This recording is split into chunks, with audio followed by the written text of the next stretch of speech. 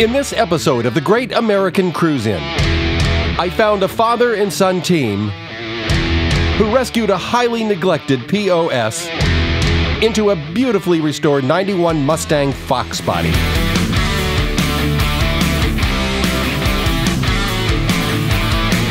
I'm Scott Hutteman, and I am fascinated with classic cars. That's why I travel from car shows to cruise-ins to meet owners and learn about their passion for classic cars and the stories behind their amazing restorations. So join me as I go deep into this car show at Ponies Under the Palms in Lakewood Ranch, Florida, to learn more about this incredible father-son restoration project.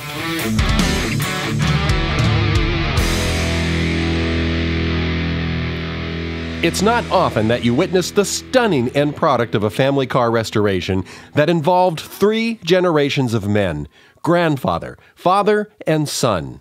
What makes this story even more amazing is that the build was initiated by 13-year-old Sean McLean, who not only did much of the work himself with his father and grandfather, but has a deep technical knowledge about this car, its features, and specifications. So I was more than happy to be educated by a young, motivated, and enthusiastic builder who restored this car with passion usually found in seasoned car veterans. My time with Sean and his father left no doubt that this young man represents the future of the classic car restoration community. I'm standing here in front of one of the most beautiful blue Mustangs that I've seen in a long time. The work you guys did on this car is second to none. It is absolutely gorgeous. Tell me about the beginning of this car. How did you find it? Where did you get it? We found it on Craigslist. We went and checked it out, and it was a little faded red and messed up, but we brought it home. So what was your reason to start this build? Well, my son was interested in building a car with me since I built a car with my father. My first car was a '65 Mustang. And so my son showed interest in doing the same thing. So he picked a Foxbody Mustang. And so I was pretty excited about that because I always liked these particular body style Mustangs and never had the opportunity to own one. And why did you like the Foxbody? I've seen pictures of them online, and my dad told me about them, and I really just loved them. I love the look of them. Well, it's a gorgeous car. So you found the car on Craigslist. You'd been looking and you found the Foxbody that you liked. When you went to purchase it, what shape was it in? It was in rough condition. It wasn't really taken care of. The paint was really bad and faded on it, and needed motor work. What was the interior like? The interior was pretty faded also and sun-baked. There was spills on the carpet. And there always is, and on top of that, it smells bad too. Yeah, I would like to add to the initial finding of this car. This particular car, we found it in Tampa. It was original Florida 2-owner car. That was one of the reasons why we chose this one. It was a complete car. It was an unmolested car. So I knew all the pieces were there that we could start from, tear it apart, and put it back together properly. And that's a big help when you get a car that's already together rather than having to hunt down pieces, which a lot of these owners have to do. You mentioned the body was pretty bad shape. How did you go about the process of restoring the exterior? Well, we just started piece by piece, and my grandpa and So your grandfather was a big part of this build as well? Yes, he was. He helped a lot on the body work. So you did a lot of work on the exterior. Your grandfather helped. You did sanding. Did you do Bondo, metal, anything like that? Yeah, a little bit of Bondo. The car was actually fairly straight to begin with. There was some minor dings here and there all over that we had to take care of. Very little body work. This car really had no rust. There was one bad spot in the passenger door jamb and one little spot in the hatch, but overall this car was pretty rust-free. Was this a car that the previous owner took care of, or was it neglected? No, it was pretty neglected. Like I said, it was a complete car. It was all there. I know it was female-owned most of its life, but it just wasn't really taken care of. And like I said, we said the paint was pretty badly sun-baked, and just didn't have the love that most cars should have.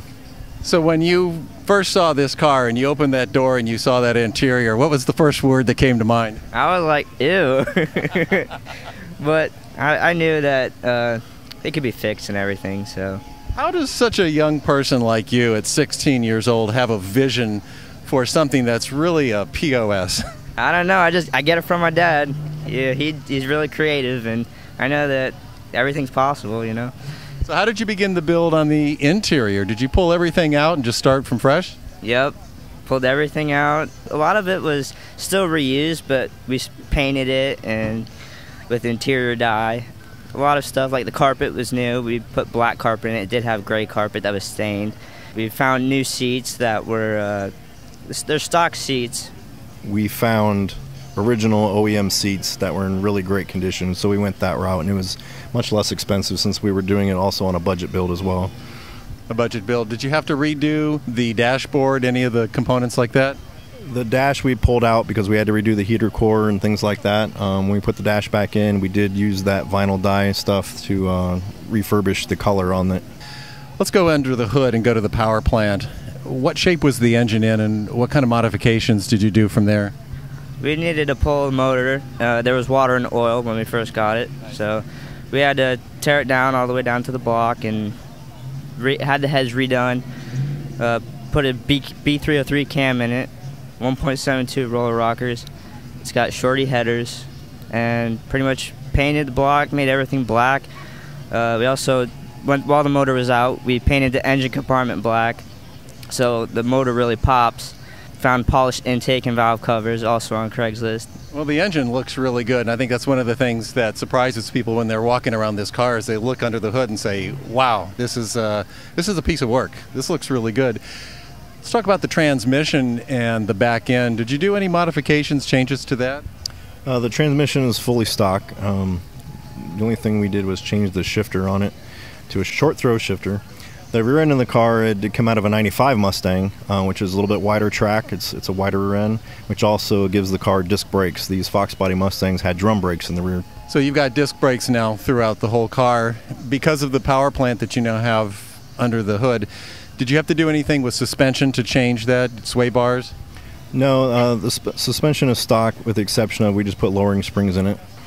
Are there any other modifications that we've not talked about that a car enthusiast would find fascinating about this car?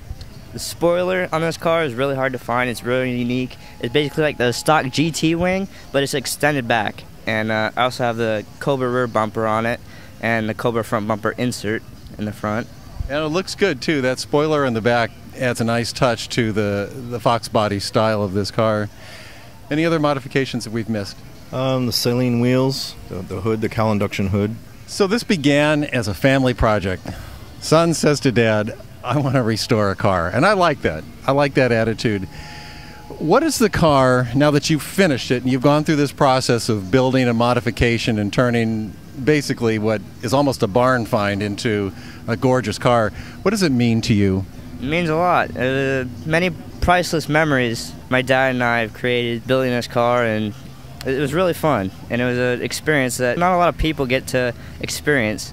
It means a lot to me that we were able to do this, and I'm proud of it, really proud of it.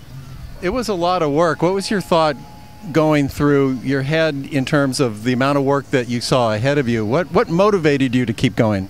Because I know that I've seen my pictures of my dad's first car that he restored with my grandpa, and I just knew that it could happen. I knew that it could happen. What does the car mean to you, Dad? The car's absolutely priceless. Like my son mentioned, you know, just the time we spent building it together is absolutely priceless. So I had somebody recently ask me to put a value on it, and I really couldn't. I mean, there's a number in my head, but we would never sell it at this point in time. You know, I sometimes ask car owners what they bought it for, what they put into it, and if you did sell it on the street today, what do you think it would go for? I think this car should pull around $12,000. I could be wrong, give or take $1,000, but like I said, it's just priceless to us. How much do you think you've put into the build and the restoration? I did keep track of all the parts that we put into it and everything and money we spent, including the purchase of the car, and we have a little over $10,000 into it, and that's doing everything ourselves. Last question, and the most important question. It's great to see young people at a car show, especially that have done a build, and especially you who are so knowledgeable about the details of this show. What's your advice to someone of your generation that may be looking at these cars and wanting to get into a restoration project of their own? Just a car might look like junk, but you can really turn it into something really cool, and it's really fun to actually be hands-on working on it and doing stuff is rewarding. What does the car mean to you? It means a lot because like it was a car that I always wanted and never had the opportunity to own one. So, and just to build it with my son, just like I said, is priceless. It means a lot. It's fun. It's a fun project. It's a great car. Great family project. What's your advice to somebody that wants to get into the restoration of a car like this? If they have the knowledge and know-how, go for it. I've always been mechanically inclined. My dad's taught me a lot. I mean, like I said, if you got the knowledge, just do it. From neglected disaster to stunning show quality, this Mustang Foxbody represents more than just a car restoration. It represents the passion, dedication, and vision of a young man who engaged in a build of epic proportions with his father and grandfather to produce a beautifully restored 1991 Mustang Foxbody that is one of the highlights at this Ponies Under the Palms car show. If you enjoyed this show and don't want to miss the next new episode, then click on the subscribe button in the description below, and I'll send you an email with a link to each new show as it's posted. This is the easiest and best way to hear the stories behind these amazing cars. You can also check out this car and more on our YouTube channel and on our Instagram page, where we post the best of the best from car shows and cruise-ins each week. Just follow the links to these channels on our website at greatamericancruisein.com. And if you have a car that you want to show off, send us an email with some pictures and all the juicy details so that we can show it off on our website. See the footer section of our homepage for more information. I want to thank you for spending your time with me, and I look forward to sharing another amazing classic car story on the Great American Cruise-In.